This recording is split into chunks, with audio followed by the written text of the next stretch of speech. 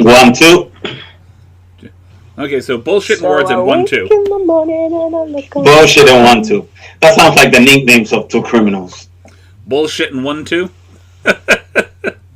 Yeah. The adventures of 1, 2, and bullshit. Fair enough.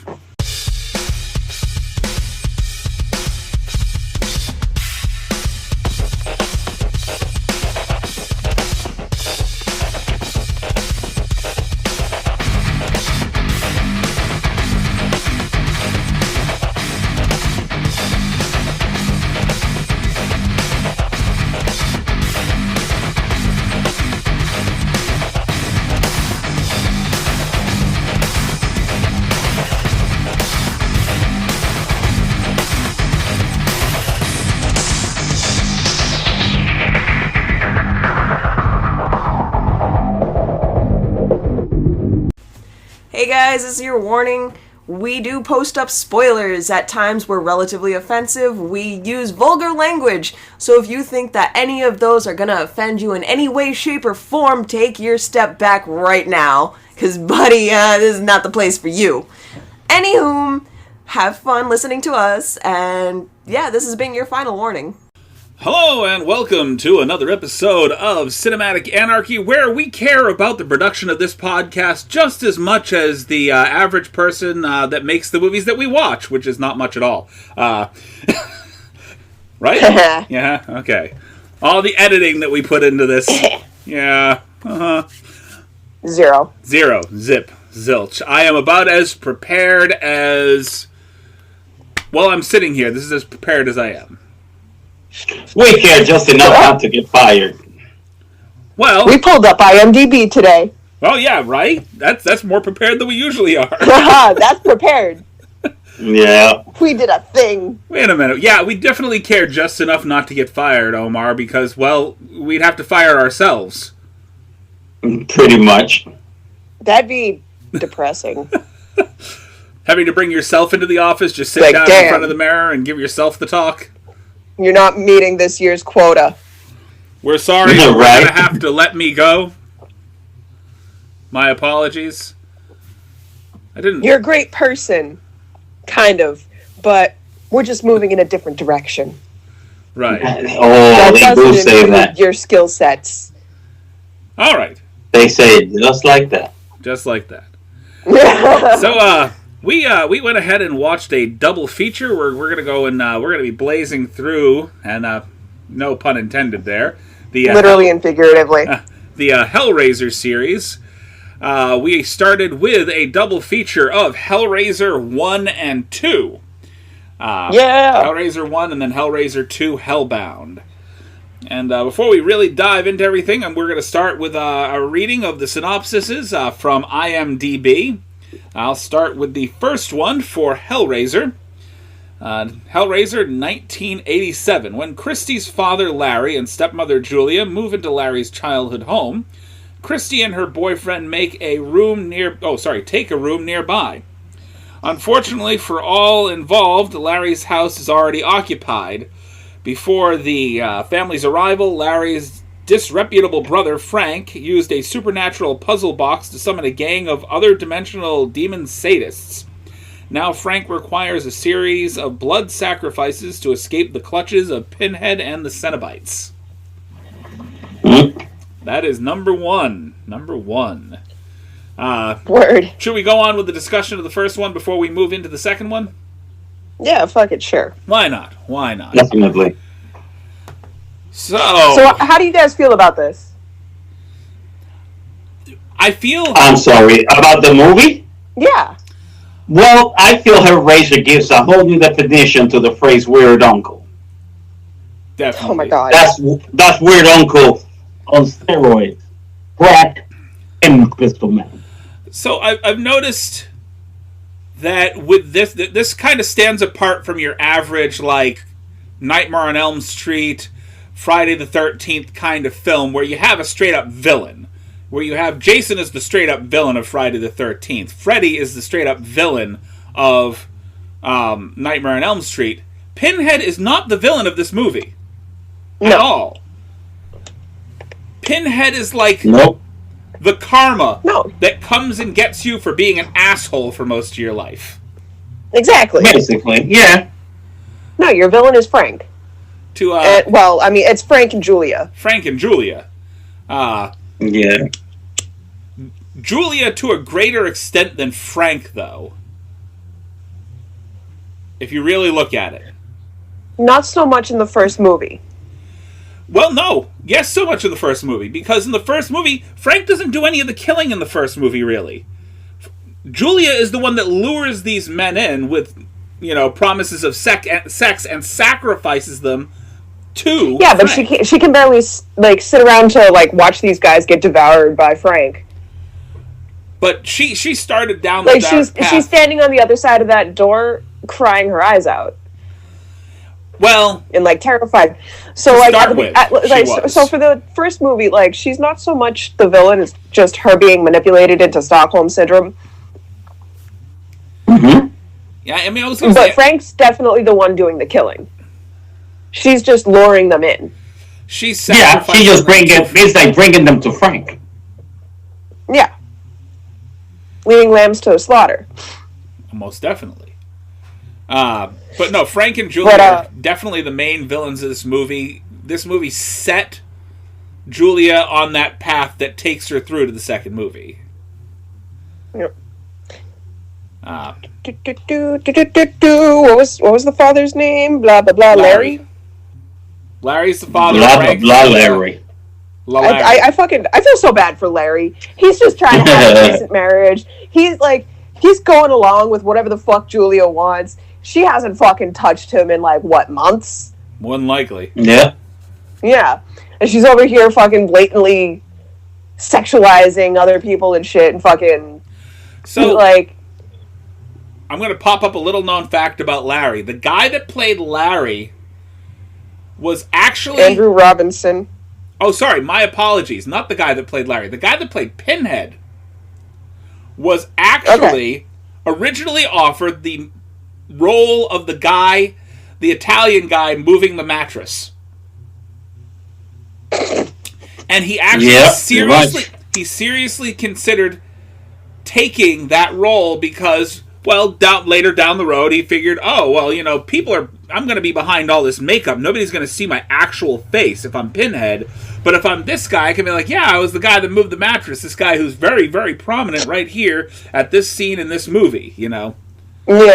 He could show his face, but he thanks. I guess he's thankful every day because he's been Pinhead in every single one of the Hellraiser movies since. Yeah, much. Sorry, I fucking zoned out a little bit there. I thought fucking somebody was gonna respond. Anyway. Yep. Well, I was done talking, and then I waited, and nobody else said anything. Anywho. Yes. But no, this movie was fucking great. The 80s had the best fucking horror movies, hands down.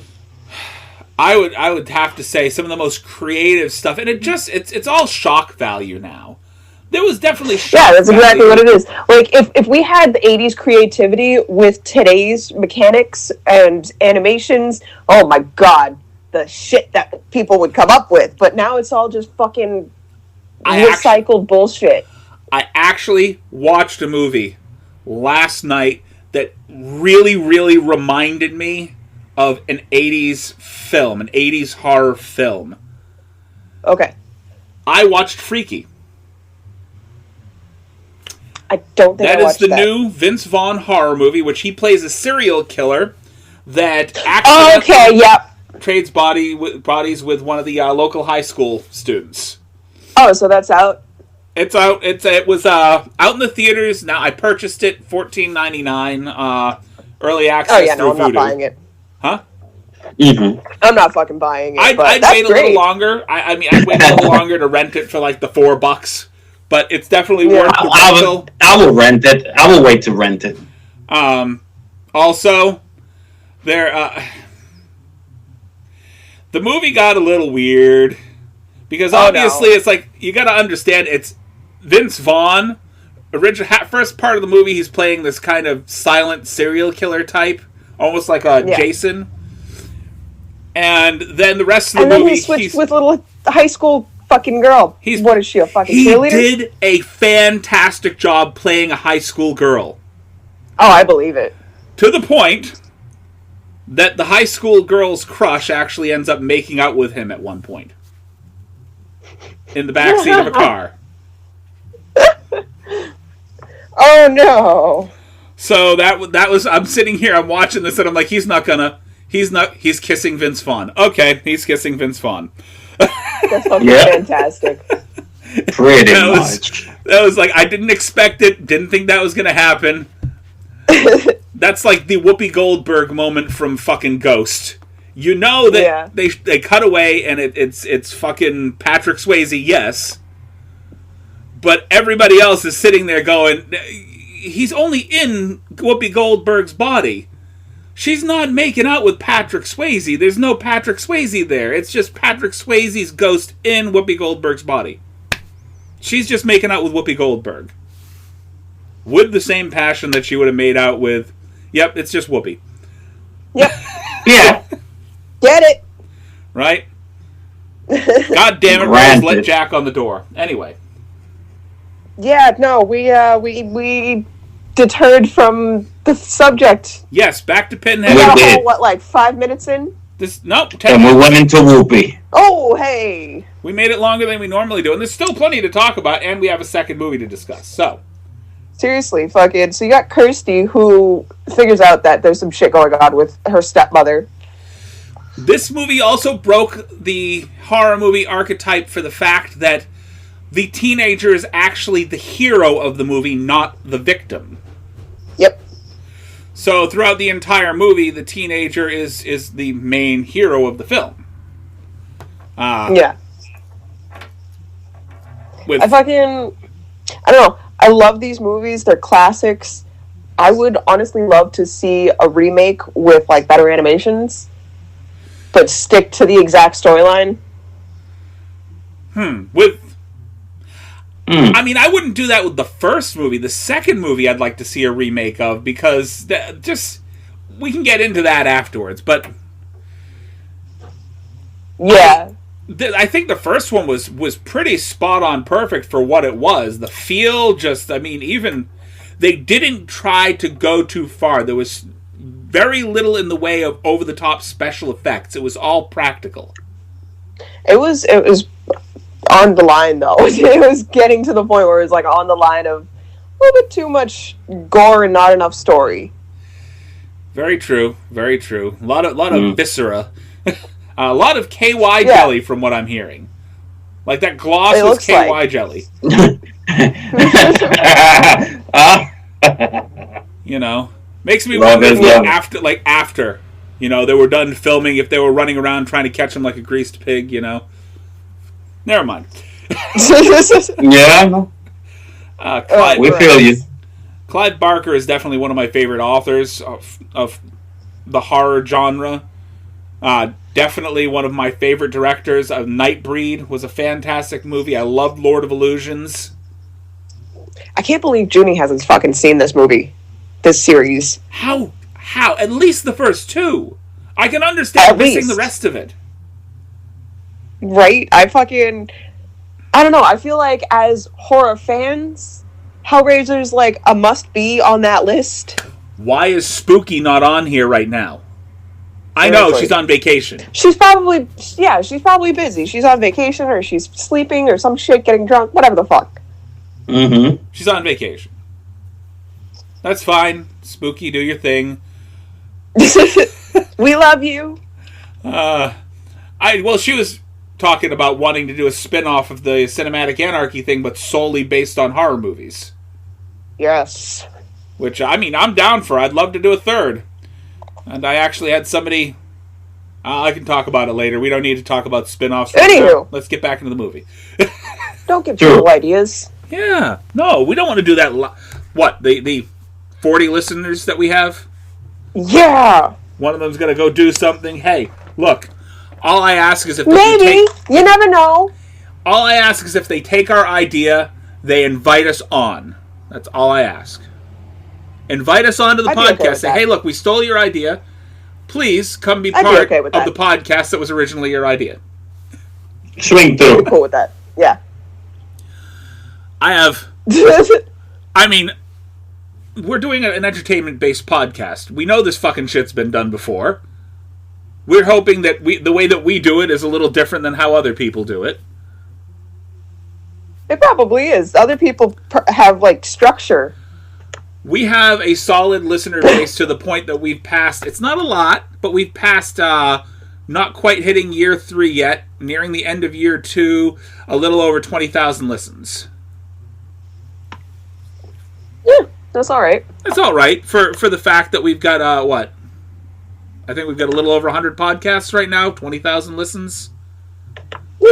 That really isn't bad at all. It's not bad. That's averaging out around, what? 200 a podcast? Around there? Pretty much. I can't do numbers. Don't ask me about numbers. It's I can't late do in the math. day. I don't want to count either. I really don't. But it's... I did nothing at work literally all day. Our fucking server was out. I did nothing all day, and I still don't want to think. I don't mind doing it. Give me those figures again. Let me see. Being that I'm sober at this time of the night. Yeah, I need to be a little less sober myself at this point. I need a drink. I'm It's just been a long Monday. I'm just toasty. I could go for a drink, but I'm not going to.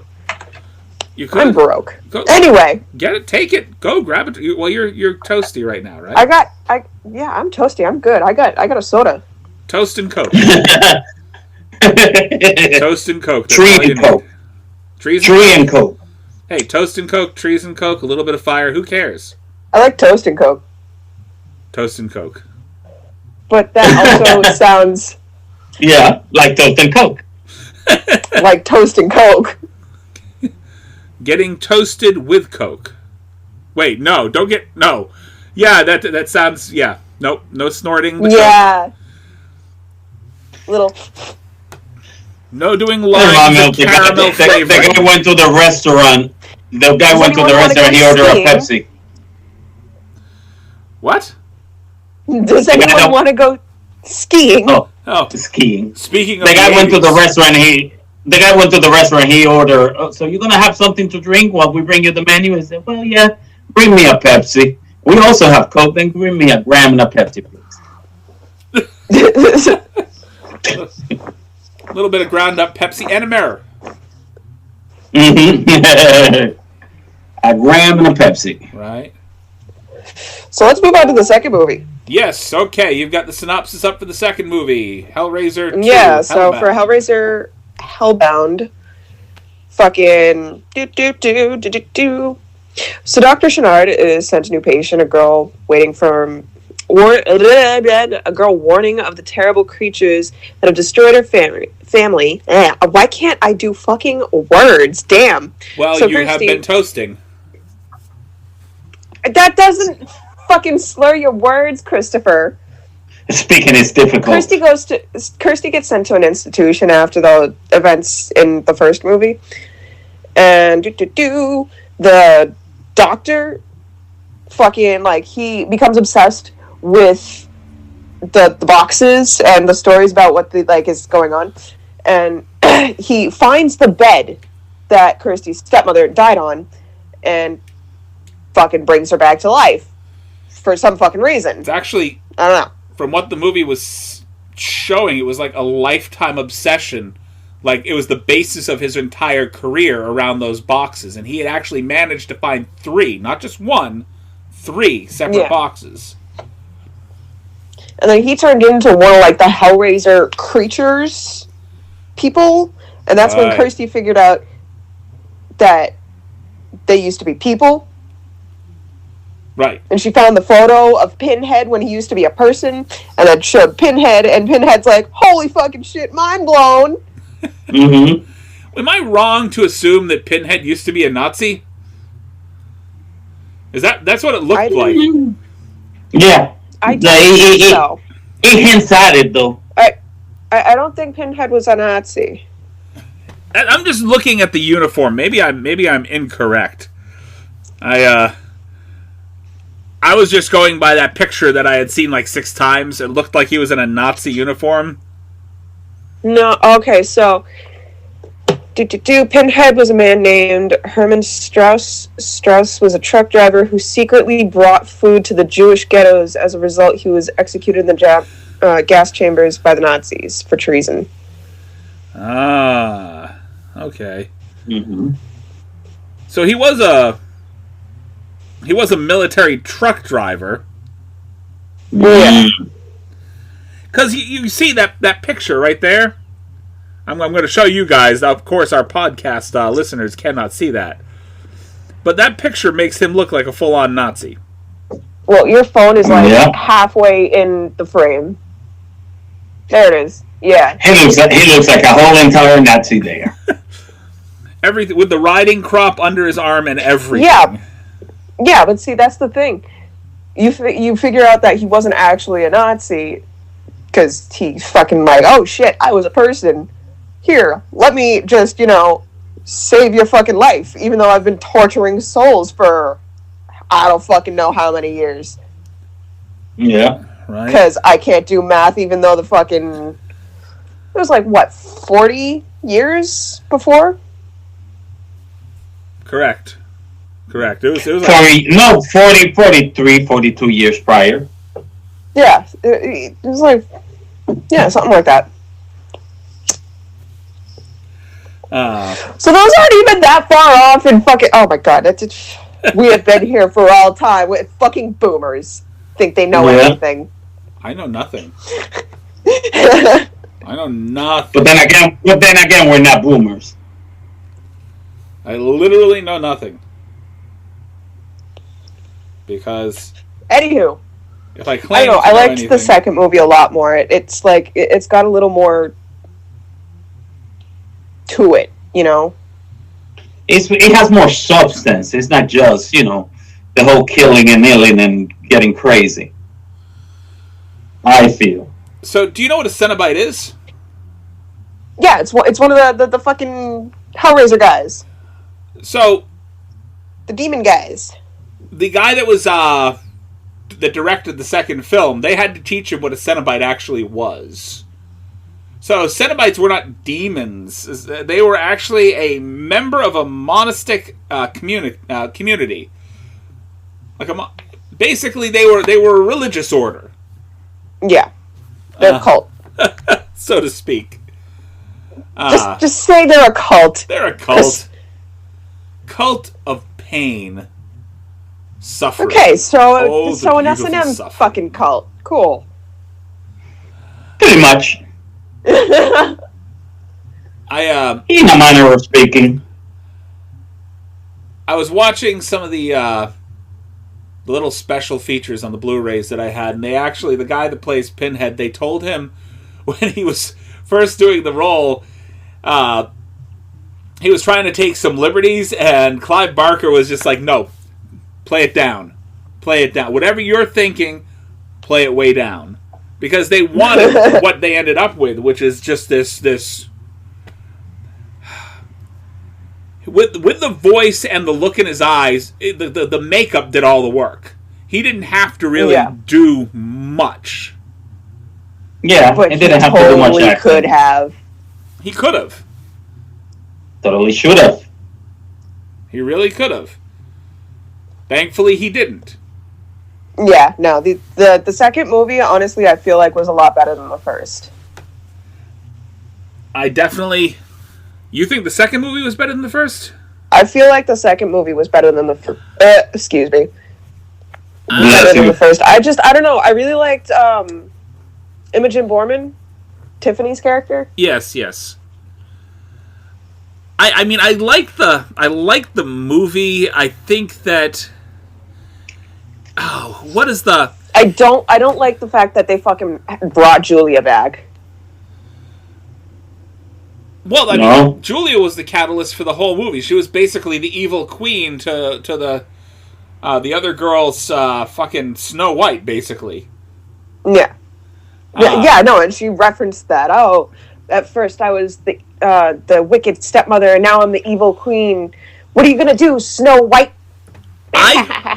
I feel like Hellbound was... That weak-ass bitch slap.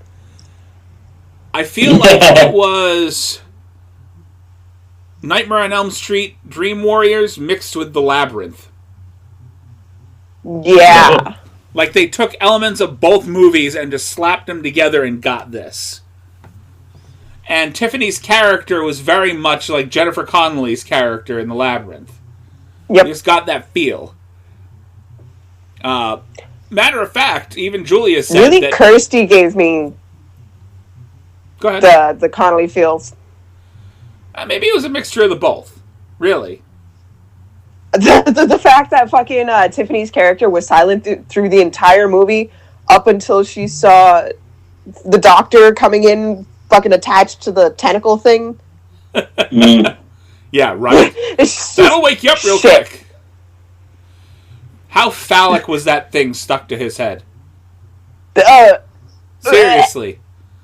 I don't know. I don't know if you guys ever did this to your kids, but me and my brother used to do this to each other. We fucking the hand on your head, brain-sucking monster thing. You got an alien sucking your brain out. Oh no, it's starving. Right. Yes, I've done that. Sorry. Yeah. Just I've done it, not to my kids though. We're talking about Hellraiser, and then you're like, I don't know if you've ever done this to one of your siblings or your kids, and I'm like, I've done it to siblings and cousins. Not my kids. That's what it reminded me of. Not my kids though. Guess what this is? Yep. What's this? A brain-sucking monster. Guess what it's doing? What? Starving. Yeah, exactly. Yes. Pretty much. No, yeah, I've done that. Siblings, definitely. You guys never got to meet my brother Mike. God forbid he actually listens to this podcast. Oh my god. I don't think he ever would. I bet Mike has stories. I'm actually tempted. I'm tempted to start sending out the link to individual peoples to see people that I know to see if they'll actually pick up and listen to the fucking thing. Did Junie ever put the podcast out on his TikTok? I haven't looked. I will check. I'm curious. I'm sure he will, though. I'm curious. But no, I mean, I enjoyed Hellbound a little less than I enjoyed the original. I feel like they were building on the lore here just a little bit. The whole Leviathan thing going basically into the Cenobites' world. But nah, I think the first one was much better done, much tighter story. This one was really all over the place. I felt there was very little storyline to the actual movie. Yeah. I feel you. To each their own, but anyway. And that pull away, when they first walk into the labyrinth and they show, I don't even know what that is. It's like I guess it's what those boxes transform into to generate power that, I don't know what it is. The giant diamond thing? Yeah, the diamond that's like basically emitting black light. When they pull away, it looks like an M.C. Escher painting. With all the staircases and archways and everything. Yeah. All in all, I liked it. I loved both movies. I'm very excited to really dive into it and get into the next couple movies. Would you like us to wait for you to continue on with the Hellraiser stuff? Because I know it's your birthday weekend next weekend. I mean, you can do either or. I would say we should, because she is into the genre more than me, even though I watched the movies a long time ago. Back when I was really a hardcore horror freak. But we should wait for Nico. There will be more to talk about with her on than with me, because I've watched it a couple of times, and to me it's like, it is what it is. I know them, but it wasn't like, whoa. It wasn't like you're going into this whole history of horror fucking shit. Yeah. I mean, at the time, it was definitely a different take on horror films. You weren't used to seeing what should have been the lead horror, the horrific creature, basically as not the villain, but sort of a consequence of being a villain in the movie. Yeah. Yeah. I mean, there was substance to it. No doubt, no argument about it. And that's what I think kind of where I still watch it today and enjoy it. Versus, for example, say Friday the 13th. I watch it now, I don't care for it.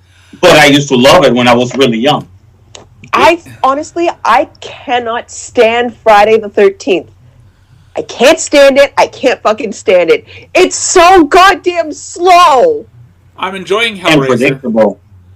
I'm enjoying Hellraiser. I enjoyed the Nightmare on Elm Street movies because they were creative. Friday the 13th and Halloween, it was just repetitive. Very predictive. Thank you. There was no real creativity to it. There was nothing. Because what do you got? Everyone's like, oh my god, Friday the 13th's a fucking classic. I'm like, oh my god, he fucking walks. You have 2 feet, you can run. Who is this incompetent? Well, because Jason was a supernatural entity at one point, but even still... He doesn't run! No. He can't drive! There was... And I'm just going by what I don't know if you guys have played the game, the Friday the 13th game, but there was this feeling that as a supernatural entity... I watched my boyfriend's son play, and it's terrible. He could phase shift from place to place. Have you seen that? Mm-hmm. Okay, so there's that. He can phase shift. But still, it's so fucking boring. Oh, I'll give you that. It's still fucking boring as hell. It's so boring, dude. I'd prefer to play the game than watch any of the movies. That being said, the recent lawsuits over Friday the 13th have stopped any further production and or continuation of that particular game.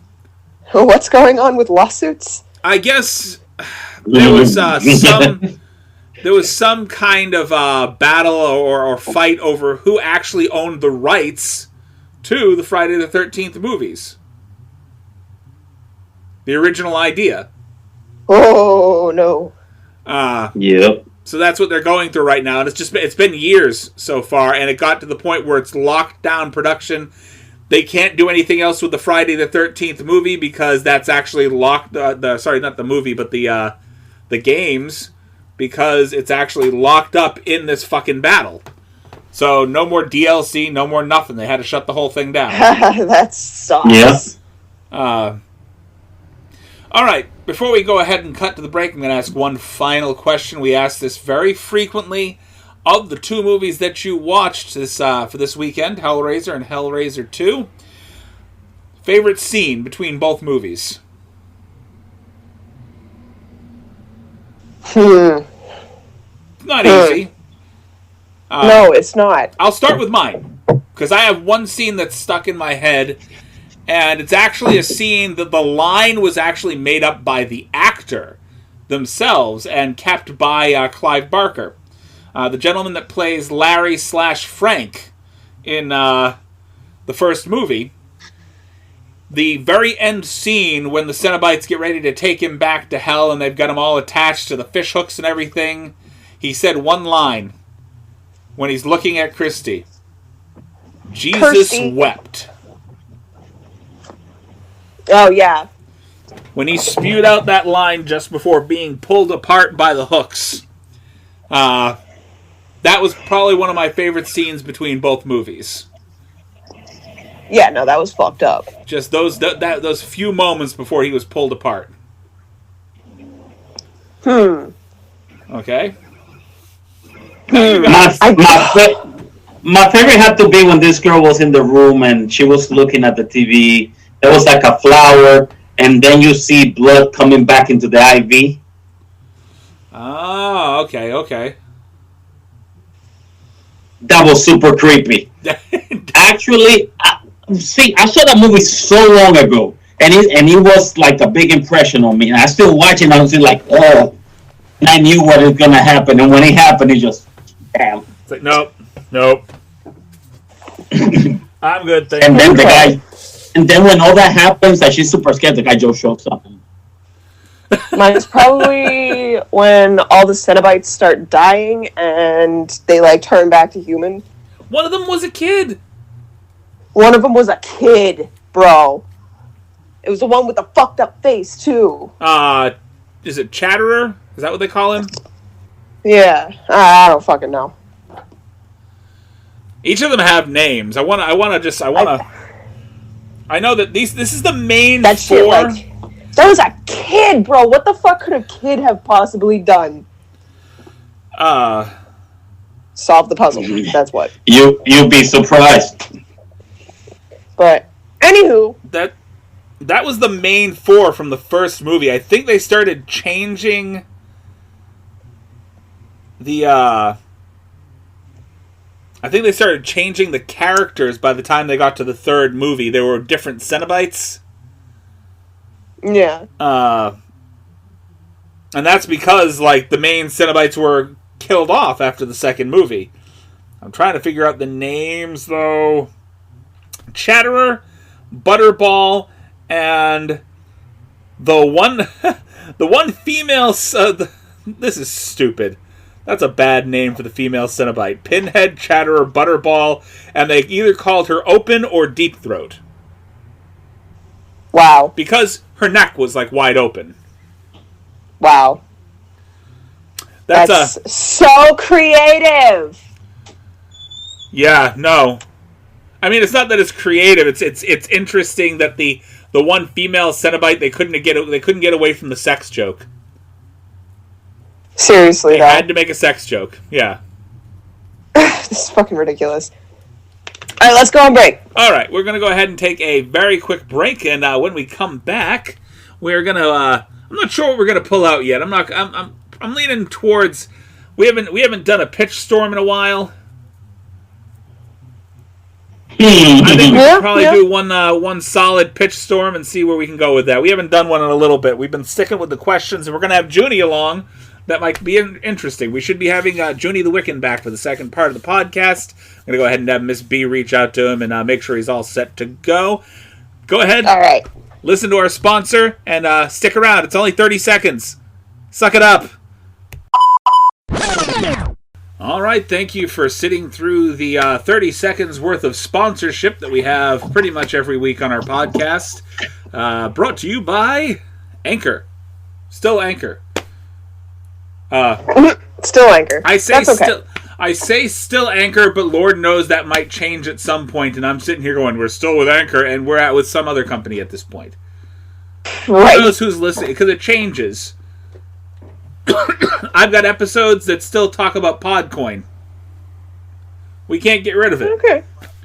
It's true. Well then. We're not sponsored by Podcoin anymore, but we were talking about them. Well, right? I don't know. No.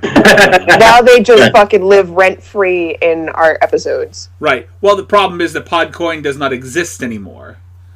Yeah. Because who knew that an app that paid you to listen to podcasts was going to fail? Right? See, they think money just exists out of nowhere.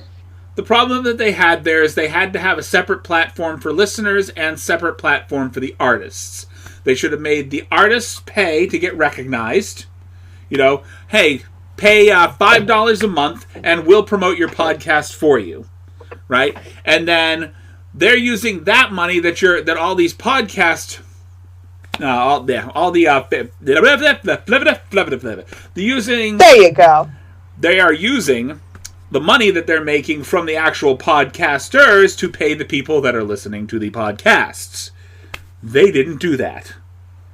No. Oh no. It's a completely flea-free platform. That's okay. Hey, by the way, we're okay. I'm done talking for the night. My tongue has just decided to fucking abandon me. Well, you have the cards. Right. Yeah, unfortunately, you're gonna have to. It was a free platform for both podcasters and people to promote their podcast, and there was actually no income generated by the company themselves that I could see feasibly, anyway. And Like, I get a little concerned that one of these days Anchor is going to be like, by the way, you've been getting this shit free for so long now.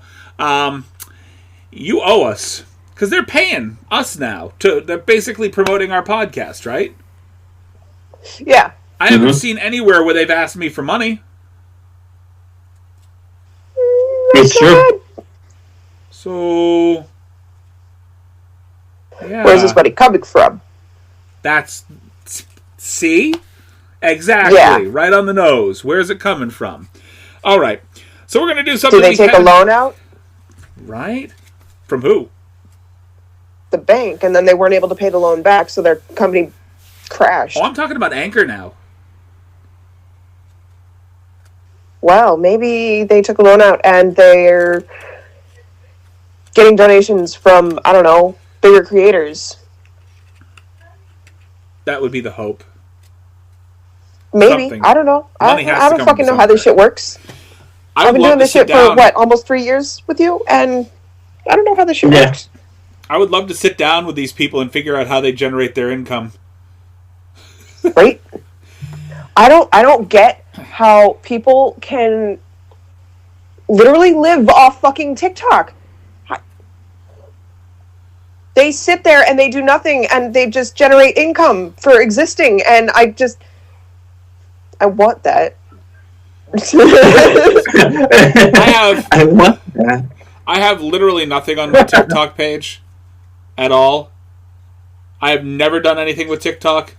I'm thinking about honestly, that's a lie. They don't do nothing. They do a lot. They put a lot into their content and all this shit. They're entertainers. It's just... It's a short Goddamn. Goddamn. Fucking... A lot of the creators have been doing, like, reactions to people's videos. Like, people send gift points, and they'll, like, pull up on a second phone the person's page and fucking watch a couple of their videos, show them to the screen while they're on live stream, and, like, they generate people to go follow those people. And that's how a lot of these TikTokers get their income. And now TikTok has officially put it in the rules that you can't do that. Why? It's soliciting revenue. So? I don't know. They don't want people soliciting money. Soliciting gift points. Sorry. But... People gift points as gifts, not because you asked for the gift, you know? But that's how people make money, and that's how people have been doing it since gift points have become a thing. I mean, yeah, technically it's a more high-tech version of panhandling, but whatever. Yeah. But whatever fucking works, man, you know? Fucking shit. Anyway, we're gonna go ahead and move on. And we're going to do something we have not done in a very long time. We have not done a pitch storm in a very long time. Used to be the basis of the second half of our podcast for a while. So, the idea that we have here today. The world's most unsanitary pizza delivery boy inherits an evil doll. And okay, so Chucky meets... No, you know what? Fuck Chucky. Chucky's overdone. Chucky's bride meets the pizza boy from the sausage movie, Sausage Party. Oh, I was thinking the pizza boy from There's Something About Mary. No, I want the fucking cartoon pizza boy that's fucking disgusting and on bath salts. So are we doing like a Sausage Party-esque kind of animated thing then? No, we're doing animated and reality. Mix of both. Evil Roger doll. Rabbit style. Roger Rabbit style. Okay, I'm trying to figure out how this would work. Alright. And the note, beautiful note by the way, perfect.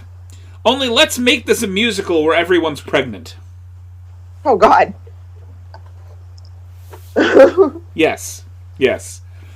So, it is a musical about a bunch of pregnant people, a filthy pizza boy, and an evil doll that was inherited by said pizza boy.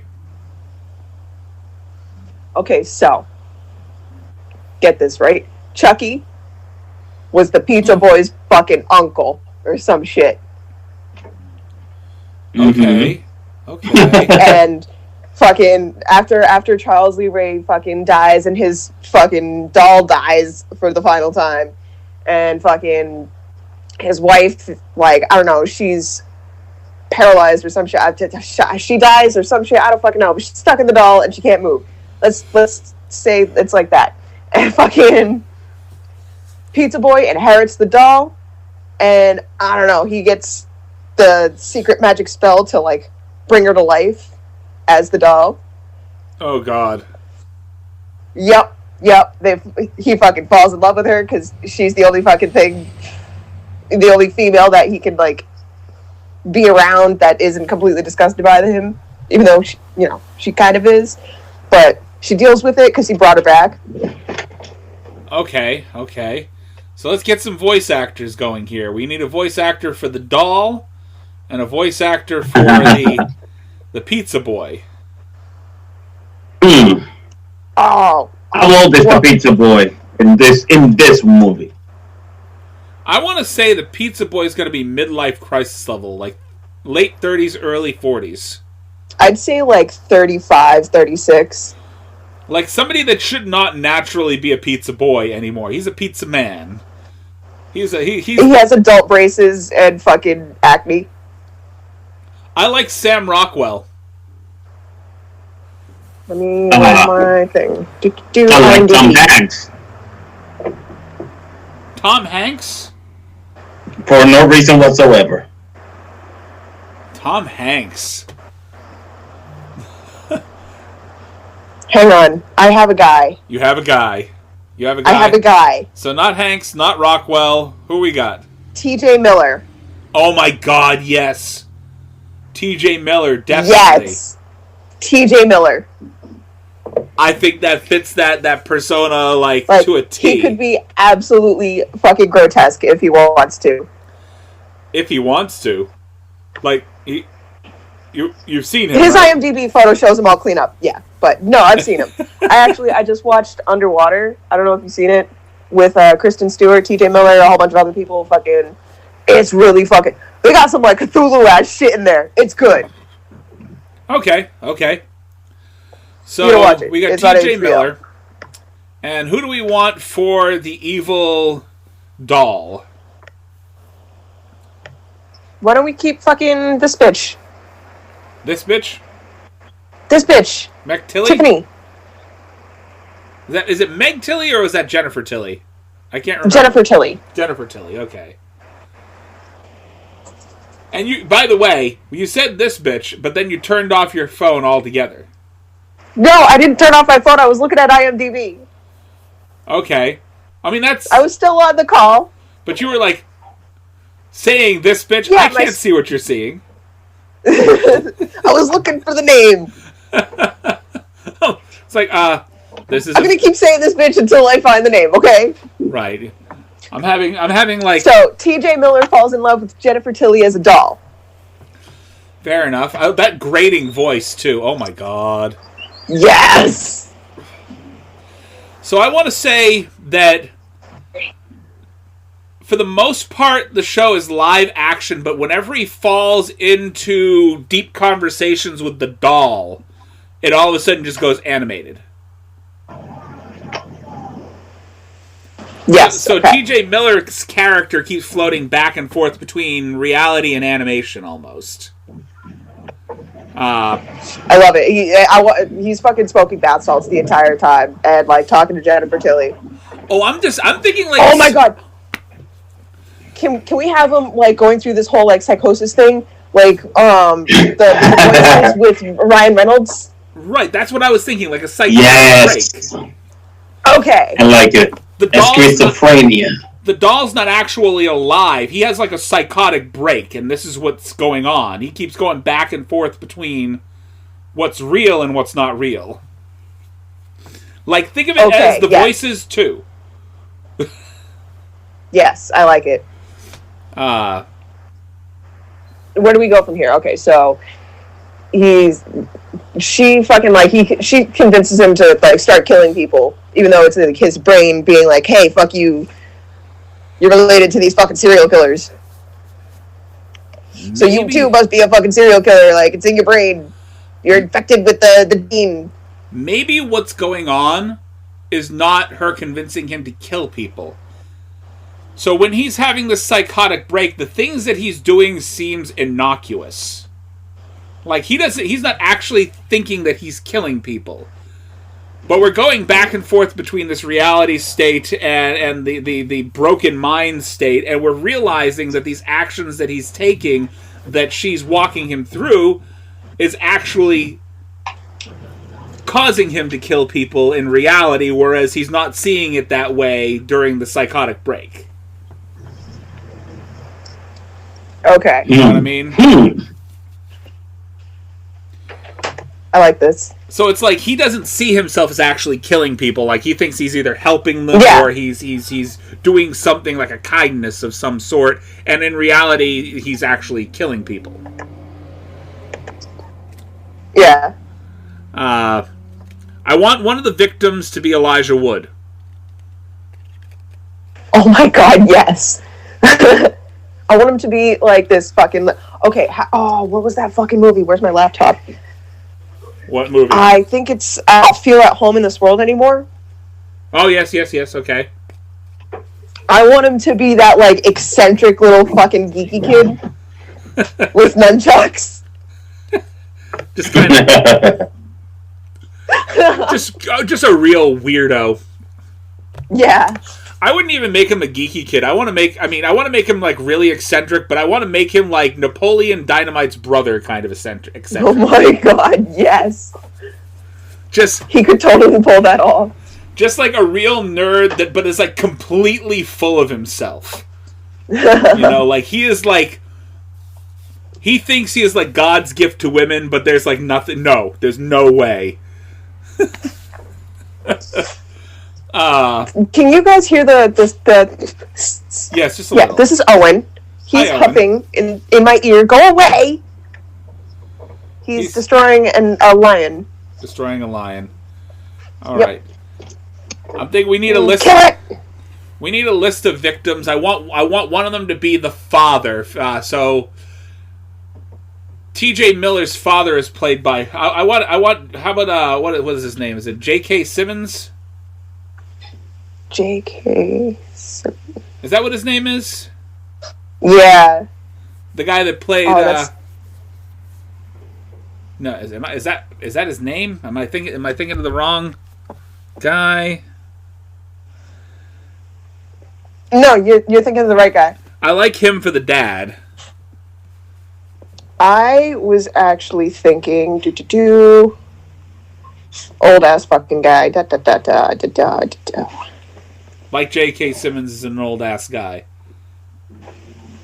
He wears it well, but he's old. He is, yeah. He wears it well. Let me see. I want Mark Rylance. Who? But as his character from Ready Player One. I'm gonna have to look that up. What's the guy's name? I'm Googling Mark what you're Googling. Rylance. Rylance. Mark Rylance. Oh, isn't he? He's the actual. Okay, like the old. He's the guy. The basically the creator of that universe. Yeah. And Ready Player One. All right, I can see that. I want him to be just as eccentric as his son.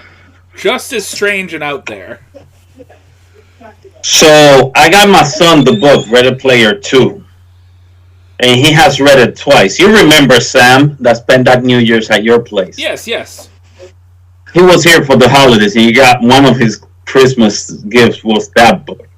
And he has already read it twice. He's obsessed with that. Well, it's a good movie, and it was a very good first book. He, for some reason, didn't care about the movie, but he loved the books. That's very good. Very good. Let him love the books. I don't know. He said the movie I wasn't too crazy about because he read the book. He read the book first. Now, that's always what happens. Now, Mark. I guess that's why he didn't care. I'm thinking that he's just as eccentric as his son. Not psychotic break eccentric, but like very, very weird, very out there. He actually passed the job on of pizza delivery boy down to his son because he couldn't do it anymore.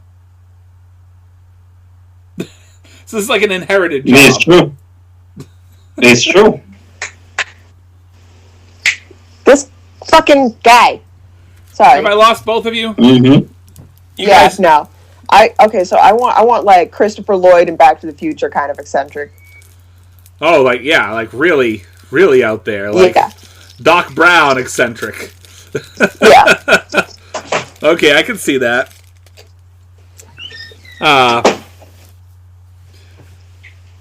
So I want to say, like, he thinks that he can cure his son. He knows his son has mental issues, and I say he brings his son over frequently to do like different experiments on him to try to help him break his psychotic break. He doesn't want him to go. He knows there's something seriously wrong with him, and he thinks he can fix him. Okay. But it's like you said, Doc Brown. So it's like through the fucking weirdest things. Like he's trying like shock therapy and shit like that at home. Yeah, it's torture therapy. But it's all quote sorts unquote of therapy. Weird torture therapy. Kind of yeah. It's not even real science. It's like pseudoscience, like crap that makes absolutely no fucking sense. Stuff that he runs across on the internet. He's just trying to do all sorts of weird shit to his son to try to help him. Yeah, like we're gonna put you in boiling water and then freezing cold ice water to cure gayness. Yeah, I've read about craziness like that. Leeches on your temples. Yeah, fucking. So, T.J. Miller like has a psychotic break, and how do we want to kill off his father?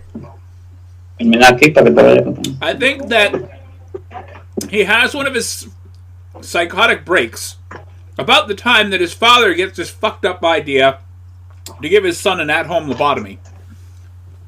Oh my god. And this is the first time that he actually kills somebody out of self-defense. I want him to have the lobotomy needle like right at the eye lobe. I want that like up close picture of the needle just like centimeters away from the fucking eye. And I want him to like quickly grab it out of his hand and just like shove it into his face. I think that he should go just like one swift motion. I think that he should go through several murders before reaching this point. And the actual killing of his father in self-defense when he's not broken anymore. Omar, go on mute! He can't. He's out of the room. Oh my god! So it's there should be like unspoken rules. If you step away from the camera, you go on mute. If you're eating, you go on mute. No eating on the podcast. No eating on the podcast. So, yeah, we got Omar having a conversation with his girl in the background, and he forgot to turn off his camera. Enjoy the background noise, guys. Is there a way to like mute him by himself? I mean, I don't know. I don't know how this shit works. Omar, hey, buddy, brother, you didn't hit the mute button before you walked away. We heard all the crashing and bashing. I hit. There's a little stool that the kids have when they can reach us stuff. But the thing was like right in the door when I came in, and I just escaped it. But when I come in, the light was off. Yeah. Sorry. So, where I was going with that is I think that the killing of his father, when he kills him out of self-defense, realizing that his father is going to do something rather severe to him, that actually brings back all of the murders, but in reality. So he realizes that he's been killing people. Yeah. Okay, and so that's where you I get want to him the to. deepest Okay, spiral. I want him to kill Elijah Wood. Like, I want him to be like working out in a backyard on like makeshift MacGyver fucking workout equipment that's completely unsafe. Like he I made want. his own really bad American Ninja obstacle course. Yeah, I want fucking Elijah Wood to be on his back, fucking getting ready to lift some like stupid weights, and T.J. Miller like walks up to spot him, but instead of spotting him, he just like he zones out and he gets this like stupid fucking grin on his face, and he's like dirty and crusty, and he just starts fucking bashing Elijah Wood's face in with the fucking weights. Mm-hmm. And it's got like happy music playing in the background. Oh god! Probably the And, like, Mickey if Mouse, his head is the Mickey playing Mouse out- Club music. Yeah, like and The in Mickey his head Mouse, it's playing some- out like something they're more like childish. having a good time lifting weights together, and he's helping his buddy out, but in reality, he's just like, "Fuck! This is hilarious." It's like the happiest, like almost like the Beatles' Yellow Submarine kind of happy music, you know? Yeah. Yeah. The Brady Bunch or the Mickey Mouse Clubs. One of those, like, And every nice, day when he goes wholesome. home, every day when he goes home, he's like neglecting to take his meds, and he fucking like he's got the doll in his closet, the Tiffany doll in his closet, Yes. and he just like goes to sleep with her, and like his dad has no idea about this for the entire time until he finds it in his closet, and he's like, "What is this?"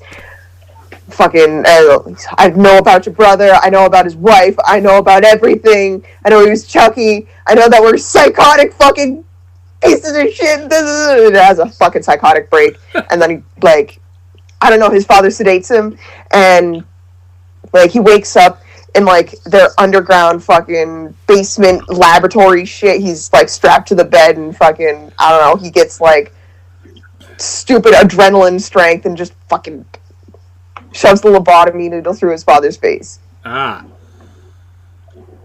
Not like he basically lobotomizes his dad. Yeah. You brought up a perfect thing. You said the Brady Bunch, Omar, right? There is a song The that Brady they Bunch. did during the Brady Bunch called "Come On, Get Happy," which would be perfect for the psychotic break sequences for. That wasn't the Brady Bunch. That was the Partridge Family. Was that the Partridge Family? Ah, I was wrong. Yep. Still, psychotically happy music.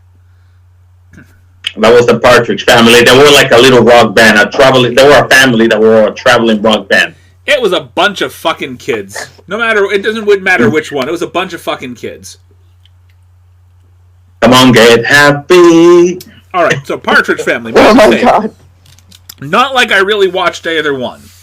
So, but that would be the perfect song for like every time he has a psychotic break. It's just "Come On, Get Happy." Just. I love it. He's in the middle of killing someone. It's going back and forth between not animatronics, animation and blood and gore. It's fucking fantastic.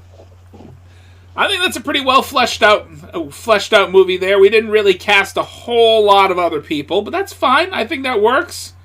How does that movie end? How does the movie end? I'd watch it. Okay, so it ends after like his father died, or he gets lobotomized. Yeah. And fucking T.J. Miller like comes to, and he's just looking around. His father's basement is fucking like grimy and disgusting, and it's all this super old fucking makeshift lab equipment.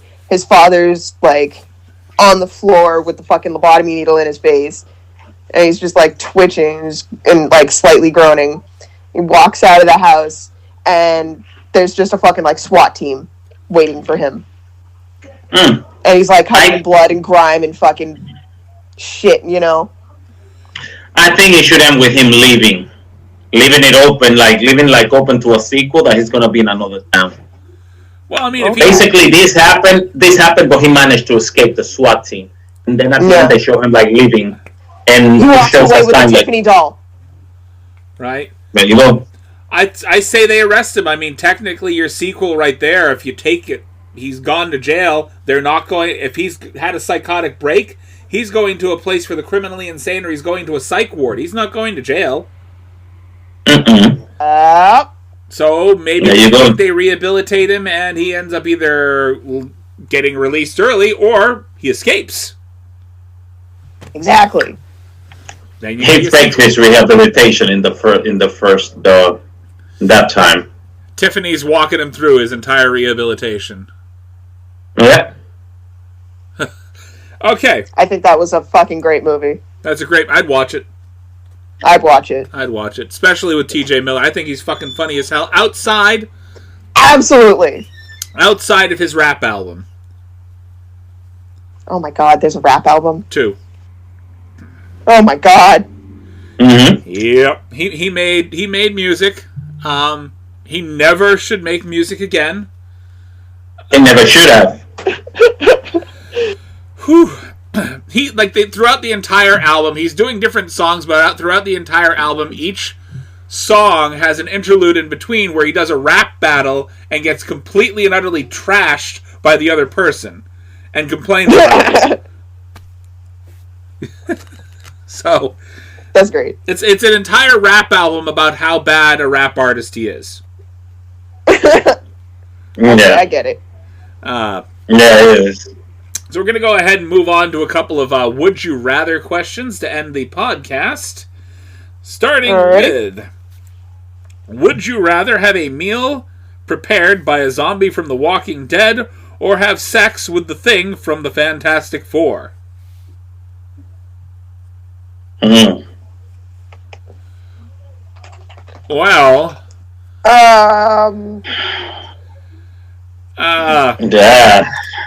There's really no... Either you turn into a zombie or you get fucking dead. Rock dick. Either way, you're dead. Wait. You fall into a boulder avalanche. Yeah, pretty much. Either way, you're fucking dead. Exactly. Or get your Can I just shoot myself in the face and avoid either? And end it all. Well, I mean, if you're getting a meal prepared by a zombie, basically you're getting infected food. Period. Yeah. You're going to die from that and become a fucking zombie. I mean, well, okay, so in Walking Dead, everyone already has the zombie virus. When they die, they still turn into zombies unless they get shot in the face. Well, yeah, but I mean, have you ever eaten a zombie? Have you ever seen a zombie get eaten in a zombie movie? But I guarantee if a zombie is preparing my food, then there's going to be dead flesh in there. Yes, I'm assuming that you're getting infected flesh. I don't know. Anywho. I'd rather Yeah. shoot myself in the face and avoid both. Have you seen... I'm not trying to... I probably will do that. I mean, have you seen the movies? The Fantastic Four movies? Yes. Have you read any of the Fantastic Four comics? Nope. I used to. Actually, no. I read a few. I'm going to say there is a 90% shot, just based off of what I've seen in the movies, and... So you're going to die. And what I've seen in the comic books, that you're not having sex with the Thing. It doesn't look like the Thing has a fucking dick. It really... There's no bulge. There's no nothing. Yeah, so he lays on top of you and you die. So what version of sex are you having with somebody that has... There's only 2 versions you got there. Buddy. Lesbian sex. Yeah, there's oral sex and there's hands-on. That's it. Buddy. If there's a hole, there's a way. He dated a blind chick, a human blind chick, for the longest time. Obviously, he had to do something. He still has giant fucking fingers. Right. He didn't kill her. Some people like fucking getting choked out, you know? Yeah, I mean... He chokes... He puts his hand around your neck, you're dead. He breaks you like a toothpick. Okay. Yeah. Next question. Especially at a moment of sexual excitement, you might overdo it and kill somebody. No, I'm good with that whole situation. Okay. Yeah. I mean, it's not an easy choice here at all. It's infected cannibalism versus rocky hands, rather traumatically sexually assaulted by a rock. You know. Yeah. Rocky hands at the end of loving arms. Anyway, moving on to the next question. Would you rather take topless improv classes or go crotchless bowling? What? The breeze. I'm trying to understand what crotchless bowling or topless improv. Why? Why bowling?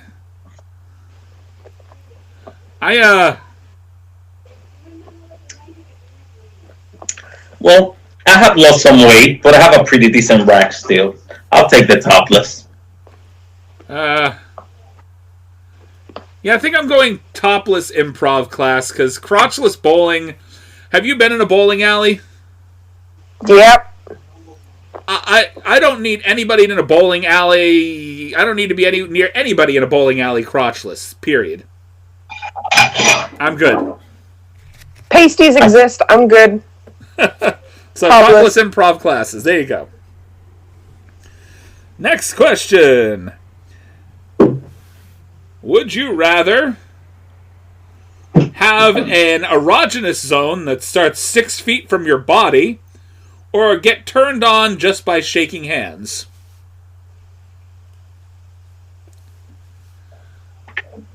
That would be a lot of social distancing.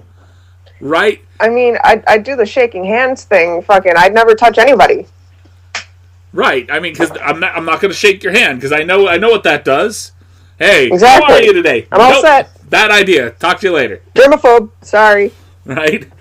But an erogenous zone that starts 6 feet from your body, that means if anybody ever gets within 6 feet of you, you're like, I'm good. I don't need that. Yeah, no thanks. I'm good.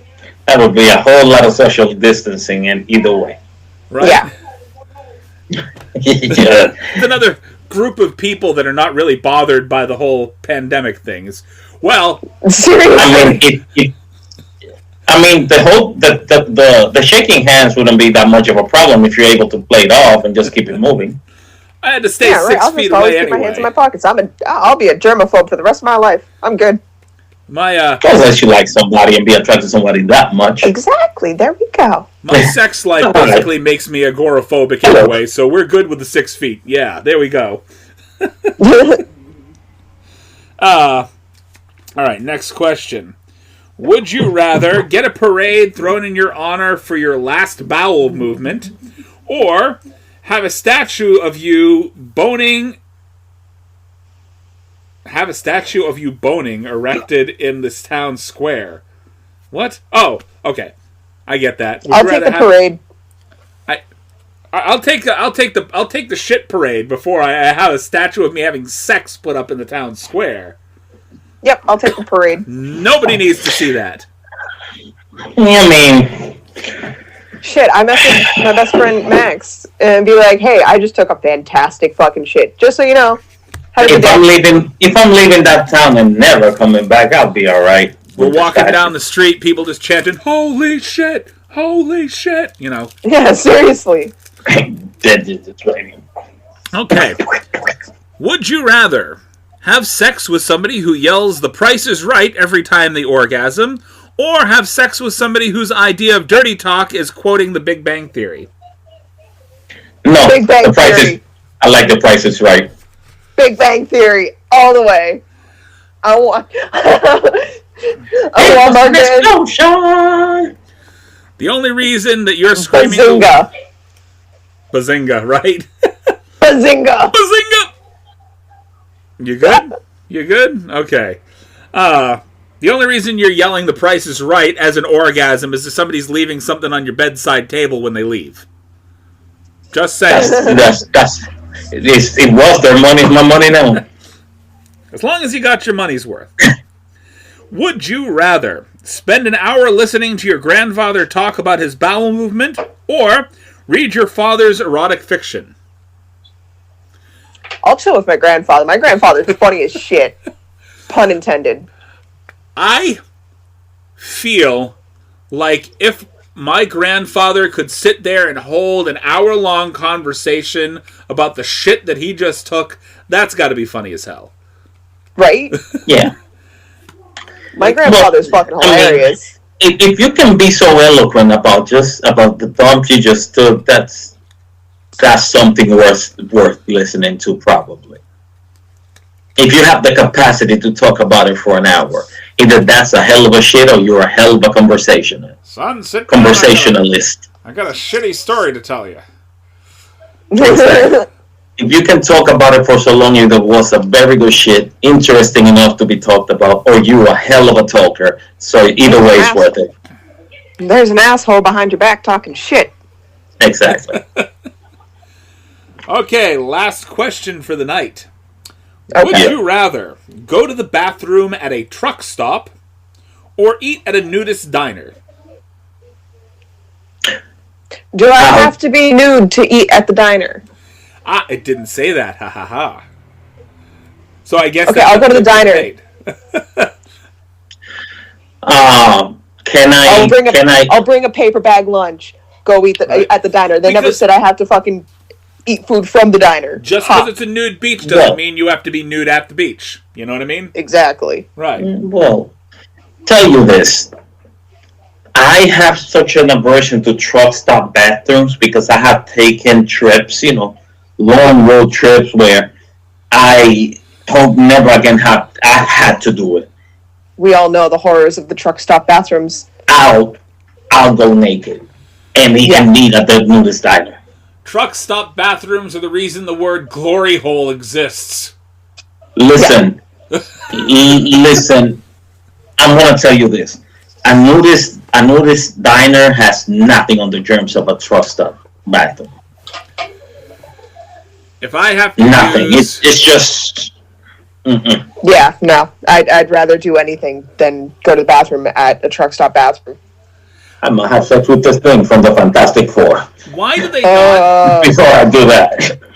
Why do they not require the same level or detail of cleanliness in a bathroom at a restaurant that they require for the actual place that they cook the food? Because the employees have to use those restrooms. Obviously. So why would you not require those restrooms to be just as spotless as the fucking kitchen? Maybe the employees just go pop a squat behind the dumpster. It's possible. Because they know how bad the bathrooms are. Yeah. Or they have their own employee bathroom that nobody knows about. Right. That they maybe keep clean. This is why we rented the porta potty. It's cleaner than our actual bathroom. Exactly. Fuck y'all bitches. Y'all don't know how to keep it clean. The porta potty at least gets cleaned once a week. Right, fuck all the way off. The only way to clean a truck stop bathroom is with gasoline and a match. You find a needle, 10 gallons of blood, and a whole lot of shit on the ceiling, it's not our problem. Yeah. That sounds like a party in a truck stop bathroom. Yeah. I'm good. I'm all set. Beginning of one. Yeah. Oh my god, it's just, no. Truck stop bathrooms are about as scary as bringing a black light to a hotel. There are things in life you cannot unsee. And I'm going to tell you this. After being at a few truck stops, there are things in life you cannot unsmell neither. Just a memory. Mm-mm. Have you ever had that? Have you ever had somebody bring up a memory and immediately you smell that memory? Either just now, a smell or a taste in your mouth. A smell in your nose or a taste in your mouth. Yeah. Oh god, I'm thinking about shit. Listen, this conversation just did. Exactly. I am all set. I took you guys out of my ear. I'm not listening to it. It's like, I'm done. I'm done. I'm done. I'm done. I'm done talking about truck stops. I knew a dude that was homeless, and he took a road trip because he was going, basically, he traveled 30 hours. He drove 30 hours, taking breaks to sleep a little, to work. To basically to where there were jobs, and he could just start over, start fresh. And he said that he went to one truck stop. The whole way, if he needed to go do number 2, he would just look for a hospital. Okay. That's all. Honestly, that's the best idea. Look for a hospital. And I never thought. I wish I would have known that I've thought of that before or had that conversation before my experience. But what he did, he went to one, and they told him like most of them are like this. So on his trip, what he will do, he was just around a certain time because some people get used to a certain time, do certain things. Physiologically, he just go to a hospital and go go to an emergency room, and there was even one. He just let them know what the situation was, and they were cool. Yeah. I just need to use your bathroom because those places are too dirty. Exactly. He told them straight up. I mean, I don't blame him. Yeah, right. And at the hospital, they gave him a Pedialyte just in case, because he drove through Arizona, headed back east. And because of the heat, they gave him some Pedialyte to keep himself hydrated. Do you have a cooler? I have to go. Could buy some ice, keep these cold. Have a sip every couple of miles. You'll be good. That's nice. But, yes. No. Yeah. Yeah. And I'm as hardcore as they come on. Never, ever again. Anywho. I see a truck stop bathroom and immediately I become Monica and Friends. I want to show up and I got bleach in one hand and mop the bucket over here. We need to do something about this. I don't know what the fuck you guys have been doing, but you're not touching this place. Nope, I wouldn't show up with bleach and a mop and fucking cleaning supplies, because fuck that! Tyvek hazmat outfit, just head to toe, like just toxic waste gear. And the ones that have showers that you could pay to be able to use, you would think because there's showers there, those will be better. Oh no! Why would you build a shower at a truck? Oh my god! No, some people are driving for multiple days. Yeah, some have showers and stuff. Yeah. Oh boy.